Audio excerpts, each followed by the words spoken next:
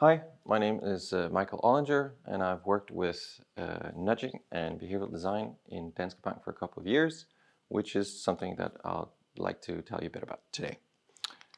First of all, I'd like to share the credit. I'm so fortunate to be working together with two other very talented colleagues, Emil Dietrich and Konrad Piotrowicz, and together we teach this full-day course on nudging, as well as host a monthly mini-series on nudging and behavioral design. So today I'll try and take you through some of our thoughts on designing habits, specifically habits relating to New Year resolutions. If we take it at the very basic, the basic problem is that our New Year's resolutions, your New Year resolutions, it's simply things we don't want to do. Because if we wanted to do them, we'd already be doing them and we wouldn't have to set it up as a New Year's resolution. So why is that, you might ask? Well, usually because they're overly ambitious, often binary result measures, without regard for our limitations to get them done. At the very basis of it, I like to explain it this way, that the fundamentals of any living organism is that it's seeking pleasure, it's avoiding pain, and it tries to preserve energy. So the reason why you're not doing your New Year's resolutions is either it doesn't give you sufficient pleasure, or the absence of it doesn't cause you sufficient pain, or simply it requires energy. So we're wired differently. So what we see is that our New Year's resolutions are often constructed for this ideal of our perfect future self. And this is what we in economic refer to as the Homo economicus, right? This idea of a person with unlimited time, unlimited attention, which is unemotional, and that's just not the people we see when we observe the real world. So if you have constructed your New Year resolution with this personality in mind, then ask yourself, because right now you might be thinking, sure, from Monday morning, I will get up at 5 a.m., I'm going to go for a run, and I'm going to love it.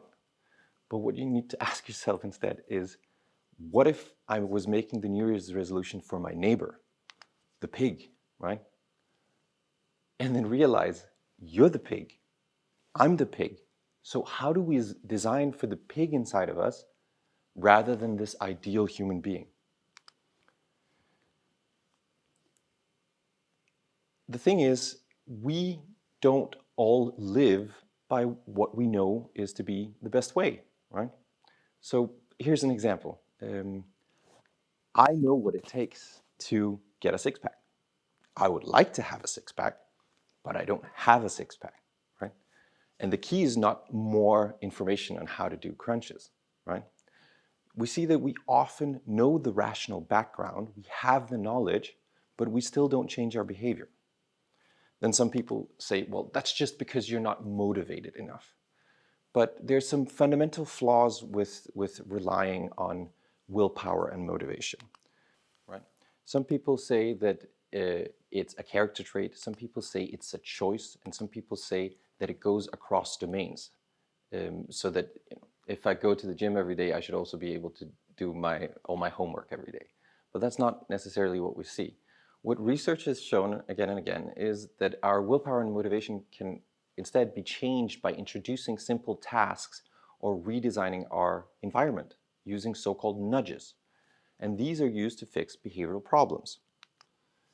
So what's a behavioral problem? Well, a behavioral problem is something that occurs despite people having very good reasons to act otherwise, as judged by themselves. And this latter part is important, right? It's what you think is good for you, not what I think is good for you. So a behavioral problem is not the lack of information. I didn't know any better. It's not the lack of incentives. What's in it for me? And it's not the lack of ability. I don't know how to do this. It's wrong decision-making, which is grounded in our limited attention, in our limited time, in the fact that we are emotional.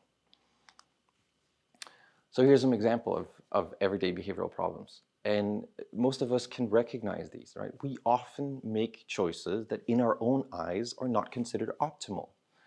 And the problem with many of these is that afterwards, we can feel a certain level of dissatisfaction, combined with the fact that we cannot blame external factors on our decision, right? Nobody forced you to do that or eat that, right? So we try to distinguish between three different types of people. The first one is the rational type, and this is what the economic literature is built on. And if you're the rational type, good on you, right? It's very, very few people, though, that can consistently behave rationally over time. But if you're one of the fews, I'm happy for you. Just be aware that most other people will probably find you quite annoying. The second is the naive person. They're much more common. They're the people that design their New Year's resolutions and end up usually taking on too many of them, or just simply overestimating their own future self, as I've explained previously. And lastly, there's the sophisticated people that know of these limitations and their own flaws, and thus try to design their settings accordingly, often by adding or removing what we in behavioral design refer to as friction. So let's have a look at 8 ways to try and become a sophisticated person. The first one, we all know, you've all heard it, so I'll say it anyway. Keystone Habits. If you get these 3 right, you will find it a lot easier to get everything else right. So eat the right things, get sufficient quality sleep, and move enough. You all know it, let's move on. The second are tiny or atomic habits. And what's important to realize here is that change is the sum of behavior, and behavior aggregates or compounds over time. So if you want to read more business books, read 1 more page every day. If you're currently not reading any, at the end of the year, you will have read at least 365 pages, which is a decent sized book, right? But what you realize is that often once you start reading, you will find it a lot easier to keep reading. So you have to make things stupid easy, right? Even if it seems like it's nothing. The thing to remember here is 1 is bigger than 0, and it's that first step that makes the biggest difference. Second trick, allow yourself for a soft start or false start. Biking season is just around the corner, and often people will say, okay, you know, I'm so ready to start biking. On my first day, I'll bike 50 kilometers. In order for you to start on a success, then maybe allow yourself to say, on the first day, all I need to do is find my biking clothes, find my helmet, find my bike, ensure that the tires are inflated correctly, and then just go once around the block. And then you'll be a success. And focus on that rather than a goal that you didn't obtain.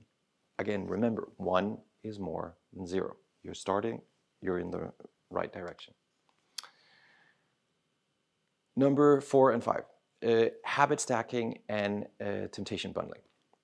So habit stacking is utilizing a habit you have already and putting another on top of it. So for example, I brush my teeth every morning, and I'm not so good at remembering how to take my vitamins. So I put my vitamins next to my toothbrush, because then I know every time I've brushed my teeth, I will take my vitamin pill. You can also do this with habits you want more and less of. So for example, I want to do less social media and I want to exercise more. So tell yourself, before I check social media, I do 10 push-ups. If you're the average person, I promise you, you'll either end up doing a lot less social media because your arms will hurt, or you'll end up with really strong arms and you can move on to your legs or do crunches, and maybe you will end up with that 6-pack. Temptation bundling is saying, I only get to do X if I also do Y. So make 2 lists for yourself, things you need to do and things you like to do, and then start pairing those up. So for example, if I like to listen to music or podcasts or audiobooks, then I tell myself I only get to do that while I clean or make dinner, or fold the laundry. And in that way, I bundle what I need to do together with a temptation. Which brings us to this guy, right here. And it might seem funny to you, but I have an assumption that if everyone worldwide did sports while watching sports, we'd be a lot closer to eradicating world obesity. Number 6, commitment devices. And we're going to go through a couple here. First some soft and then some hard. And I'll tell you what the difference is. So the first one is simple. You want to watch less TV, remove the batteries from your remote control. Because that little extra friction of you having to find the batteries, put them into the remote control, might be what makes you say, I can't be bothered. Secondly, put your gym clothes on in the morning, right? If you already have them on, you're much more likely to utilize them. If you're on a diet, count the calories in your food, then you'll know what your intake is. Make it public, whatever your New Year's resolution is, so that somebody can hold you accountable to it. The reason why we call these commitment devices soft is because that they are easy to override, right? I mean, I can have my gym clothes on and still lie on the couch. I can count all the calories in the chocolate cake and eat all of it. So what you might want to consider is hard commitment devices, which are not so easily to override. And here's some examples of that. Cut the Wi-Fi. Call your internet provider and ask them to cut off your Wi-Fi every evening at 8 o'clock. What you'll find is suddenly you don't have internet, so you need to figure out what to do then. And who knows, right? You might end up playing with your kids or holding hands with your partner or whatever it is you find important in life. Second of all, donate to a bad cause. And there are actually sites, websites that can help you do this. So what you need to do is to find a cause that you utterly despise. For example, the election or re-election of your least favorite politician. And then you transfer a certain amount of money and then have an agreement that they will donate on your behalf to this cause that you don't want money donated to if you don't do certain things. And then when it's late in the evening and you really don't feel like going for a run, you know that, no, if they're going to donate something to this cause, then I'm going to go do that run just to make sure. Since I work in a bank, here's an example from banking, locked savings account. Why would any person ever choose to lock a savings account? Say you're trying to save for a family holiday and you set yourself a limit of saving, let's say 2,000 euros.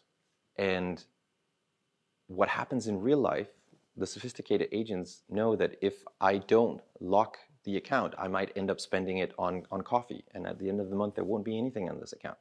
But if I know I can't use any of the money until I have reached that limit, then I will use the full lump sum for the payment of my holiday. So a rational person would just say, just don't use the money. And finally, an example from history.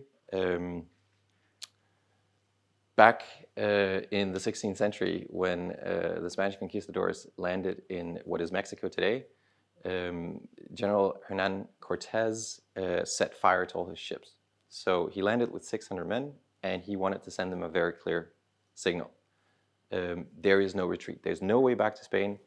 We conquer or we die trying. So that's a hard commitment device for you. Two more. Team up. Things are a lot easier if you do it together with somebody. So if you want to run more, find somebody who also wants to run more, and then do as people used to do in the old days before mobile phones. Say, we meet down on the corner at 7 in the morning. There's no cancellation policy, right? You can't call or SMS because if you want to do it and I want to do it, so if I don't show up, you're going to have your run anyway. And what you'll find is often that you both wake up in the morning, you look out the window, it's raining, you're thinking, I really don't want to do it, but I'm not allowed to cancel. So I know the other person is going to show up, so I should probably show up as well. You end up both showing up, and both of you say at the same time, I wish you had canceled. But you're there, it's raining, you might as well run to get warm, right? And finally, allow yourself for a treat. Something instant and something satisfying.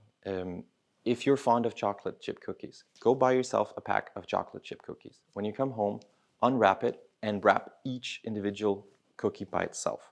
What you're doing then is utilizing what we call unit bias. So before you were used to the whole package being one thing, and that's why you ate the whole package. Now each cookie will be one thing. And then tell yourself, this is my running cookie. I only get it when I run. So when you go for your run, you put the cookie in your pocket, you run, and immediately after you're done, you eat your cookie.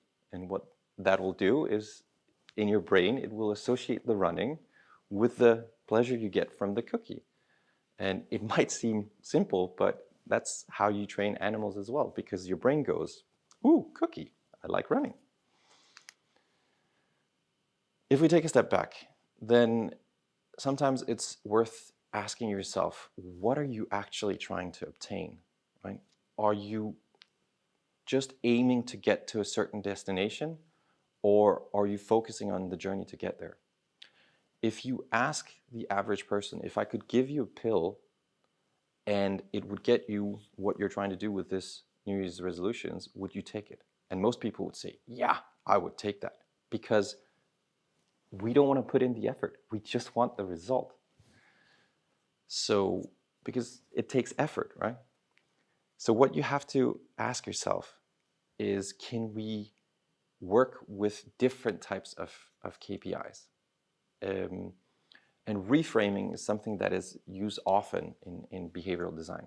So ask yourself, can you switch to a journey mindset, right? So take your wanted outcome and break it down into elements of your journey. Don't say, I want to speak Spanish in 6 months, and fluently, of course, right? Say, I want to watch a good Spanish movie every week, right? That's why I'm learning Spanish. Or I want to have more Spanish-speaking friends to practice with. And then choose to focus on companionship over fluency, right? Or fun over effort. Just like if your New Year's resolution have to do with your health, then choose health over weight, or well-being over shape, right? And this is not about being less ambitious. It's about looking at things differently. Because if I was only to leave you with one thought, then it's this, right? Happiness is not what you find at the arrival at your destination. It's what you find along the way. So focus on the journey and then enjoy it. If you want to learn more, we recommend reading these 3 books or listening to these 3 podcasts. Thank you very much for your attention.